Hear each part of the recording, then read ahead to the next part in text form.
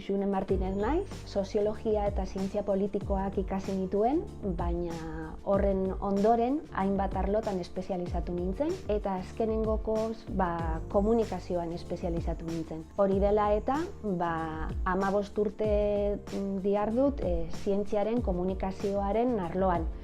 Bizkaitetxe magazinean idatzi dudan azkenengoko artikuluaren inguruan gai ardatz bat du, eta da blog bat. Kultura zientifikoko katedrak duen zientzia divulgatzeko Zientzia Kaiera bloga. Zer dela eta blog honek egunero artikulu bat argitaratzen du zientzia gauzen inguruan. Zientzia Kaiera bloga zientziaren gauzen inguruko bloga dela jarri nuen artikuluan, behintzat izenburua hori izan zen. Zergatik gauzak? Batez ere gauza batek entitatea duelako. Eta Zientzia Kaieran blogean, pieza bakoitzak entitate berezia du. Hau da, ez da egunkari bat, ez da aldizkari bat, blog bada, eta blog horretan entitate desberdina duten piezak kaleratzen ditugu.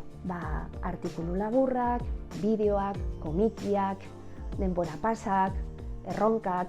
Alde batetik, zientziaren komunikazioa ez dela bakarrik unibertsitateetatik, ikertzaileek, zientzialariek egiten duten gauza bat, baizik eta zientzia komunikatzen oso komunitate zabala dagoela. Profesionalak, divulgatzaileak, ikertzaileak, kazetariak, eta baita zientziaren inguruan interesa duten pertsonak ere izan daitezkela, esaterako irakasleak eurek ere. Zientzia euskaraz komunikatzeak hainbat ekarpen egiten ditu. Alde batetik gure testu ingurura so egiten dio, gure testu ingurua kontuan izaten du. Eta zientzia euskaldunontzako hurbilago egiten du, gureago. Hau da, beste barnerago sentitu dezakegu, gertuago sentitu dezakegu gure hizkuntzan zientzia irakurri, entzun, informatu, komunikatzen denean.